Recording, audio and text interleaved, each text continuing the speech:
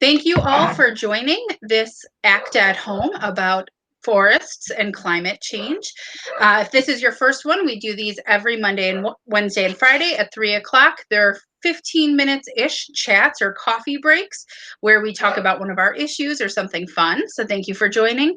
On this week, we have this one today. On Wednesday, we'll be talking about factory farm pollution. And on Friday, we will be doing how to take nature photography. So we hope you can join us for those as well. Now I'm going to turn it over to Don to kick it off. Thank you for being here and happy to join you guys. I think I first worked with the Sierra Club on forestry issues starting back in 1985. So I'm feeling a little bit like a seasoned veteran. I'll try not to sound too tired out by the battle. I have a short presentation which I'm happy to share with you, and I guess it makes sense to hold the questions mostly for the end, but I'm here for you, so let me join you for that. Can you see that okay now? Yes, we can see. Great. Okay, so I'm Don Waller. I retired last summer from the University of Wisconsin-Madison, Botany and Environmental Studies. And I've got three main points. I'll give the story away right at the beginning, just so you guys have an idea of what's coming and can think about questions. Because forests are cool and shady, they ease the effects of hot, dry conditions like what we're headed into with global warming, which gives, importantly, forest plants and animals breathing room, a chance to adapt and migrate and adjust over time. That's referred to as climate adaptation. In addition, and this is the more important point that I'll be emphasizing this afternoon, forests extract and store much larger amounts of greenhouse gases in the form of carbon dioxide than we used to think. And that's a really important point in terms of dealing globally with the climate change crisis. That's called mitigation. The particular surprise that many have realized just in recent years is that it isn't the younger forests, but rather the old growth, largest tree forests that actually are the most efficient, not only in storing, but actually in sequestering or fixing carbon out of the atmosphere. So I'm going to give you some actual science results on that because I think it's important and not enough people realize this yet. And then I'll end by discussing some of the other threats that forests face. So this is a paper that my colleagues and I put out recently on how forests, by producing those shady, cooler, moister understory conditions, actually allow many temperate forest plants and animals to cope with climate change in a way that they can't if they're exposed out in the open in a prairie or a wetland or something like that. This is a good thing. It means that given the long generation time of many forest plants, both in the understory and the overstory, we've got a shot at allowing them to adjust through time. Moving on to the carbon cycle, you'll see this, in this overview that there's a lot going on, that the biggest part here is the fossil fuel emissions there at 1,774, I think that's a gigaton per year or something, and are the units. And that's really why we have climatic warming at the moment. This isn't news to any of you. What may be news is to see that big downward pointing arrow, that even more than the uptake into coastal waters is this large amount of carbon uptake by forests and other ecosystems around the world. And that's been hard to estimate for various reasons. And people's estimates have recently grown. We've had a missing carbon sink for much of the last 20 years where people wondered where all this carbon was going because we're pumping it into the atmosphere from fossil fuel burning faster than we really should be getting rid of it. But we now know forests eat a lot of carbon. This is what we call mitigation. Key point number 2 on this slide is that logging forests releases carbon. It takes a lot of time. When you first cut down a forest, all that fine and coarse woody debris starts to rot and oxidize, releasing carbon. In addition, you've got all the mechanical equipment of getting logging going on, and that releases carbon, of course. Sorry for the airplane or helicopter noise here. But there have been controversies over just how quickly that carbon debt from logging a forest gets repaid. Here in the upper Midwest, we're sitting in the Northwoods on one of the largest carbon sinks across the country in terms of forest land. And that means we have a special role to play in the Midwest in terms of managing our forests to take this carbon absorbing capacity into account. Last week, I was sent this letter by a number of notable forest scientists who were trying to contact Congress to head off some misinformation that's being spread by certain sources at the moment about how it's better off to log a forest, to cut it down, and to replace it with a fast-growing young forest if you want to address climate change. As I think I hope to convince you shortly, that's nonsense. And so it's very important that these key issues of scientific knowledge be put into practice and appreciated by the broader public. So the key controversy here is it younger or is it older forests that do the most carbon fixation? Everyone agrees that the older forests are doing a much better job storing carbon, but what about fixing carbon? When I was in college and graduate school, everybody read this paper by Gene Odom on this strategy of ecosystem development. Notice in the upper right there, showing forest succession, first of all, they're only going out to 80 or 100 years. Secondly, that you have this biggest gap between respiration and gross primary production, the piece of G, at a time they're showing it around 30 years old, where this P sub n, or net primary productivity, which is the same as carbon sequestration or carbon fixation, would then be maximized. This was such a persuasive paper. It made so much sense. It was gospel for an entire generation of ecologists, including me, and it was wrong. It was dead wrong. So this is what I want to try and convince you of. One of the more interesting discoveries in the last 10 or 20 years in forestry research has been the fact that trees are growing faster than they used to. I myself have done a little bit of this research on aspen, and we found that aspen are now growing at a rate 50% faster than 50 or 60 years ago here in Wisconsin, which is an incredible. We had terrible time getting that paper published just because people wouldn't accept it. They didn't believe it could be true. But here's another paper looking at many other species in Maryland, finding exactly the same thing, and that the observed growth is much faster than the expected growth. There's been some discussion about whether this is the higher CO2 in the atmosphere giving trees more carbon to eat, or more nitrogen falling out of the sky, fertilizing the trees so they can grow faster. But note especially the stand age here. We're going out to over 200 years, and that curve is still going up. In other words, forest growth doesn't slow down. It continues to go. This is one of my favorite forests in the UP of Michigan. And it's just a reminder to us all who are in the Sierra Club and care about nature that there is something different about old growth. If you're looking for a forest to visit in Wisconsin, like Cathedral Pines, or going up to, the Apostle Islands, or maybe you cross over the UP into the wilderness area, the Sylvania wilderness area. They all have what used to be covering 2/3 of the landscape up there. These old growth hemlock hardwood stands. They look different. They feel different. They smell different. They have different birds, so they sound different. And don't be fooled. I mean, if you're looking for a nature trail in northern Wisconsin, it's not an accident that they always put those into the old growth forests. Another paper I published 2 years ago was with an Ojibwe colleague, Nick Rio, on what was going on with forest management in Wisconsin. And we concluded in this paper that the Indians actually were managing forest land in Wisconsin in a significantly superior way to the way that our public forests, say the county, state, and national forests, and most private forest lands are being managed. And that's true for a variety of reasons. But one of the things we looked at was this map of forest carbon, which shows that the reservations are showing some of the highest carbon forests in the state. Recently, work by these Australian colleagues have tried to compare what's really true. Is it true that younger forests sequester more carbon, and therefore the best thing we can do in forest management would be to just let the trees go 30 or 60 or 80 years, cut them down and replace them with more young forest all the time. We'd get more carbon fixed, right? And we could use the lumber in the meantime to build buildings and things, and maybe even burn the waste to get energy.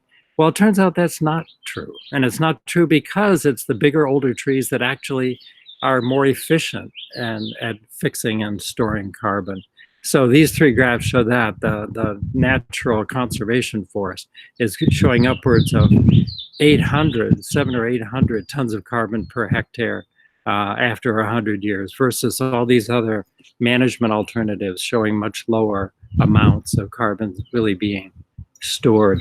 I recently reviewed a book on old growth in the eastern United States, and I found fascinating this graph in chapter 14 by one of the editors, Bill Keaton. And he's pointing out, not just in one place, not just in one study, in Maine and New Hampshire, New York, across the whole region, it isn't just a matter of the fact that old forests have more live wood in the form of bigger trees. They also have more dead wood in the form of standing snags and coarse woody debris, logs and branches that are down on the ground. So that the total is just a really big difference. Mature forests are holding a lot of carbon, but old growth is holding a lot more than that. This, I found a fascinating article, it's a 2020 article in Nature. And it's a comparison of forest growth around the world. And on that right-hand graph, you look at the effect on ecosystem, net primary productivity of each of these factors. And you'll see that it's the total forest biomass, the total amount of living plant material that's in a forest that's the best predictor of how much they're fixing. And just an announcement I saw a couple of days ago from a forest in Panama indicated that forests they thought were holding 130 tons per hectare. Actually, they looked in some places, they were finding over 2,000 tons per hectare in parts of the Darien.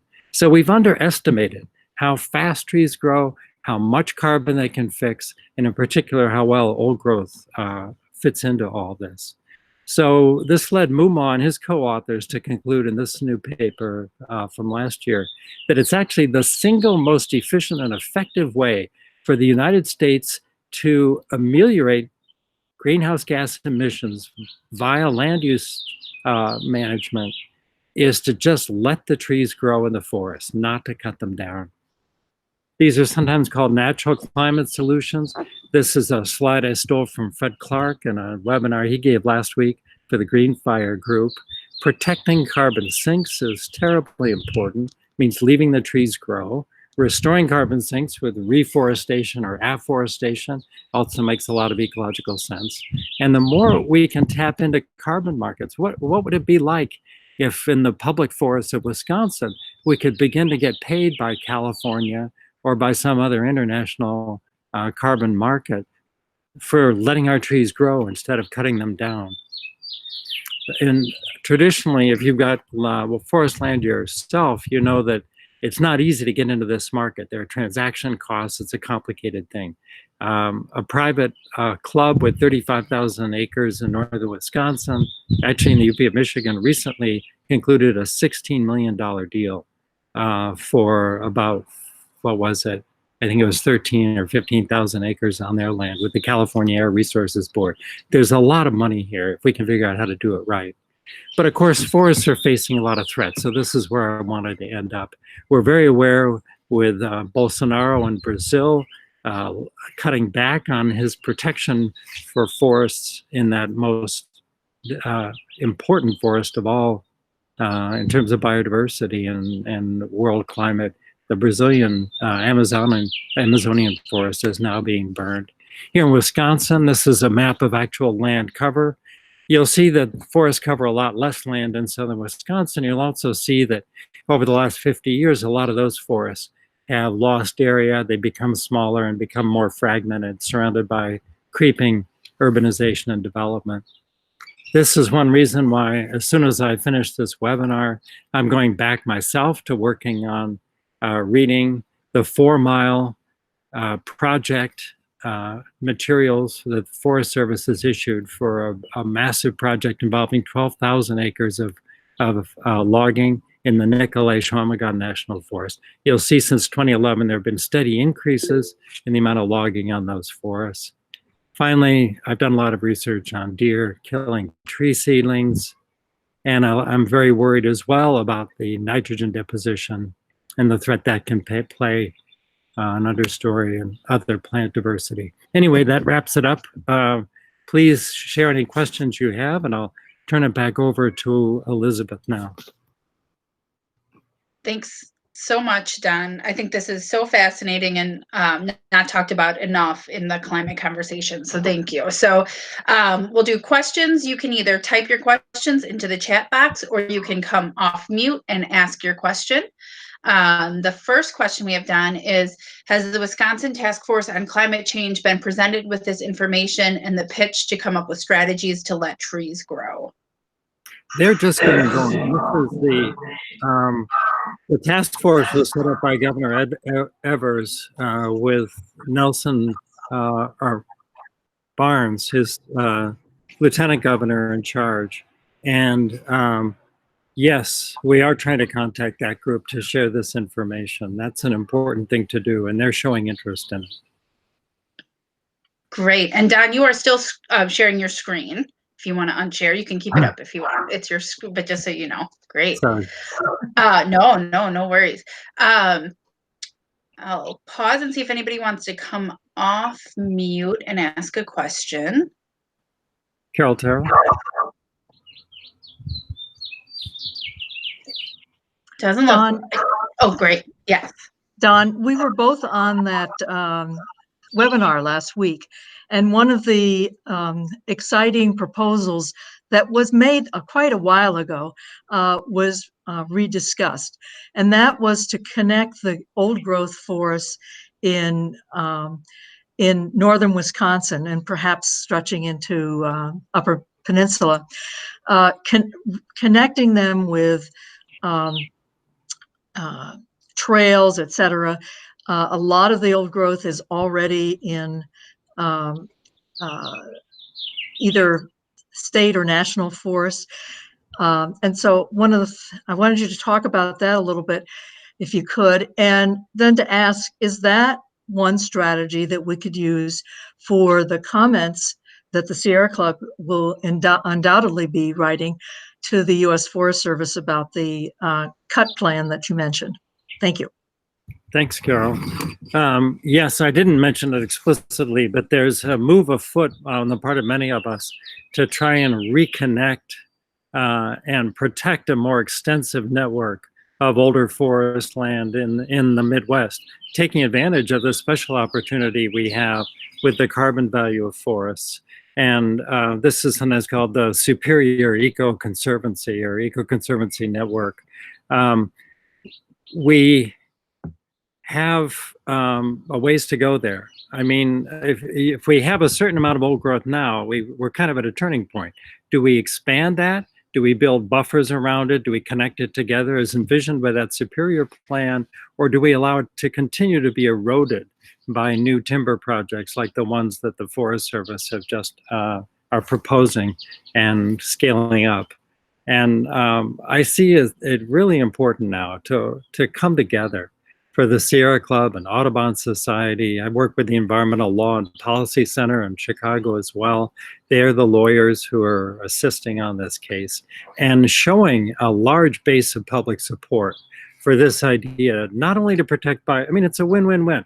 We protect biodiversity, we protect recreational values, and we sequester a huge amount of carbon and address some of our climate change issues.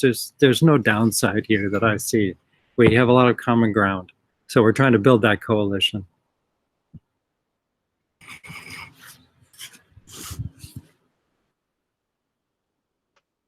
Great. Are there any other questions?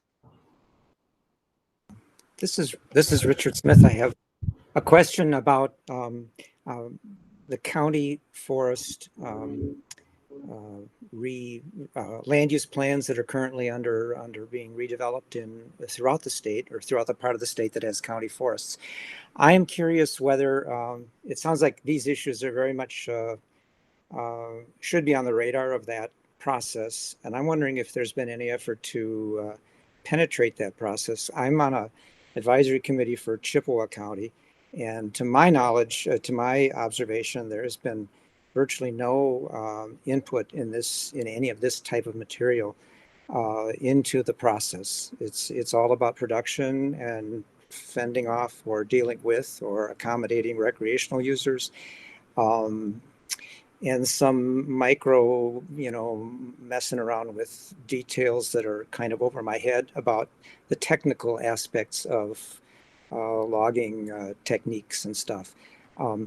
I think there's probably a wealth of information that could be input into the system, into this system.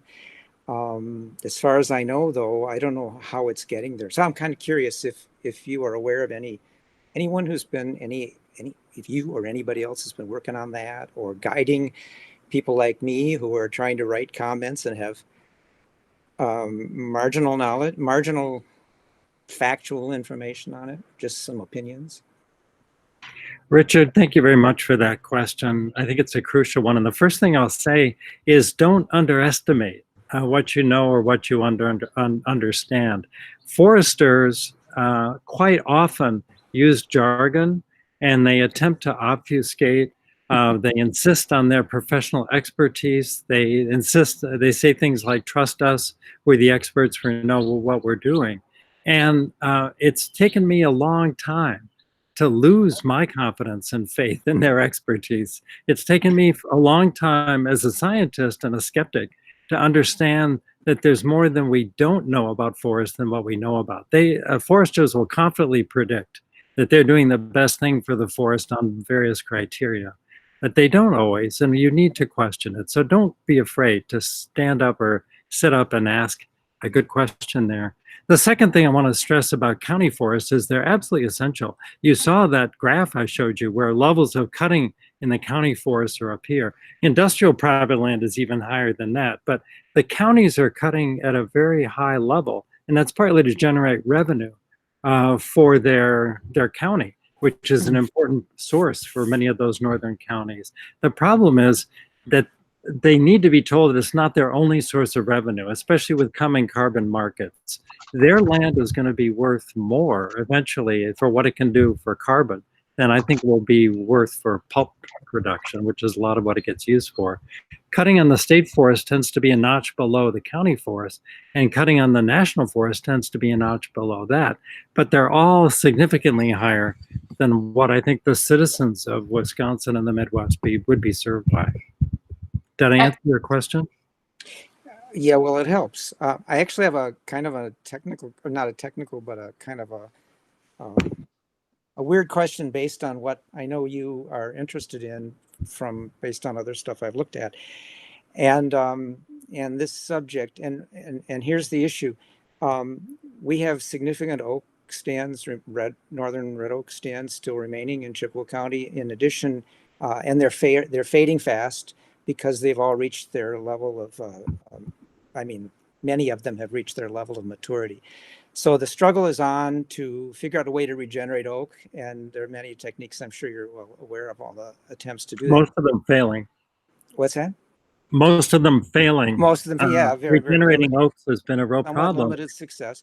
At the same time, they seem to be harvesting great areas of aspen by clear cutting in various ways, small and large patches, and I guess that seems to be one of the questions: is what is the best way to do that? But my sort of puzzlement here is, it seems like from everything you're saying about deer browsing of seedlings, of oak seedlings, or whatever they're called, the young oaks, the very act of managing for aspen in large areas of the forest is contributing to the abundance of deer, which then in turn spill into the oak regeneration attempts and are kind of defeating the whole purpose. The whole system is designed to fail internally by those two dynamics. Am I misreading that, or is that, am I overstating? I would agree with everything you said, Richard, up until designed to fail.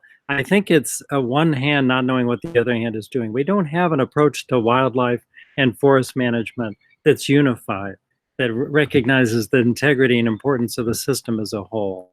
But you're entirely correct. I just read a paper last week that said that red oak in Wisconsin is a nowhere species. It's not regenerating adequately anywhere in the state to adequate levels. And a lot of that is because of the deer browse. But I wanted to get to a question by Liz Wessel. Oh, I just wanted to tell Richard, just in case it's helpful, that in Dane County's recent, there were several things that happened. The Parks and Open Space Plan plus our Dane County Climate Action Plan, that we, in submitting comments, I think Carol was involved and others, but we raised the value of forests as a carbon sink in both instances, as well as recreation and some of these other things. So, you know, and we did it in our terms, not scientific terms, but I think, you know, if it's helpful, we can share those comments with you, but I can say that at least we were thinking that way, thinking out, you know, 5 years, 10 years. And in case of the climate action plan, it's, you know, further. So if we could get a template, the Sierra Club could develop a template on these county forest plans that could be adapted. It would be a huge step up for people like Richard and the rest of us who are trying to get active on this. Yeah, because there's probably some very disconnected Sierra members all around the state who, I mean, in the northern counties, right, who have no real way to connect with this information and feed it in. It's not like Dane County out here in the woods. Yeah, Don, can you hear me? Yes. Nice background, by the way. I was wondering, you know, with that there is interest, obviously, in addition to the carbon sequestration, to do some harvesting or forest or logging. Are there ways to do it that are fairly sustainable and you think will honor our need to sequester carbon in the forests? That's a good question, Don. And I think it's a question we should all be asking. I had an interesting exchange with Fred Clark this last week or two on specifically on that issue of the scientist letter to Congress, where I questioned some of his confidence or faith that timber harvest could be done in a way that would be advantageous in terms of carbon fixation and sequestration in the forest. We use forest products, there's no doubt about that. What I would like to see is a level playing field. I would like to see a price on carbon, $30 a ton or higher, that would begin to value the forests and also a value on biodiversity for that matter, so that we weren't always cashing in our forests for kind of this low bid of pulpwood or whatever it is that we're trying to get. Many people, there has been a significant shift, I would say, towards Menominee style forestry in parts of the state. I mentioned the Indian tribes and how they're in general managing their forests with much more care and attention to a broader set of values. And they're doing that successfully. And the Menominee has been an example nationally and internationally for some time. They typically cut on the order of no more than 15% of their trees every 15 or 20 years, which means their rotation periods are out to 200 years or longer. Instead of cutting their forest down in the national forest, the rotation ages are often 80 years, rarely beyond 100. In the county forest, they're often down around 40 for pulpwood with the aspen. So I'm going to move inside just because I hear this machinery in the background, and I don't want your aesthetic experience to be impaired. Yeah, thank you. I mean, it's nice if we can provide some balance, you know, when people come and ask us and say we'd like to use some of the products or do some logging, instead of saying no, to say here's how, you know, let's provide them some alternative. I'm also wondering, because a lot of the landscape in Wisconsin used to be covered by prairie and oak savannas as to how much sequestration is available there compared to the forests. That's another excellent question, Don, and I'd like to see more work on that.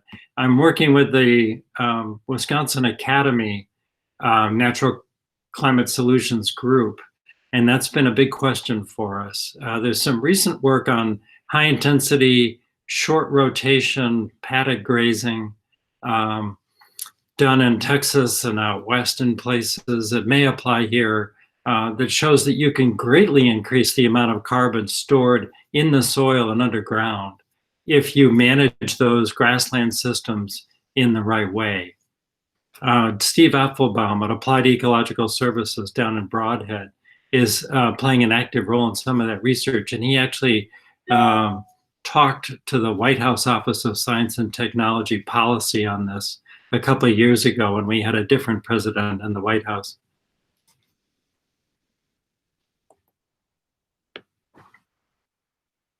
I can send papers to any of you who have particular interests, so don't hesitate to email me if you want more information on any of these points. Yeah, And that's a I was just going to say, I think I heard Steve talk a few years ago, I think at the Earth Day conference or something, about carbon sequestration in the soils and so on. And certainly, you know, that's accounts for a lot of our rich farmland soils here in Wisconsin, the prairie, where in prairies, actually a lot of the biomass is below the ground. So Of course, yeah. And that's, I think, a good segue. We'll end the recording here, and we'll put in the comments some of the links, but since so much was talked about, reach out to us, and then maybe we'll reach out to you, Don, in case there's anything we don't have access to, so we can send people. So just put a comment or message us on Facebook or YouTube or wherever you're watching this, and reach out. Thank you so much again for joining, and we hope you join us on Wednesday for Factory Farm Pollution 101 and Friday for Nature Photography. Thank you.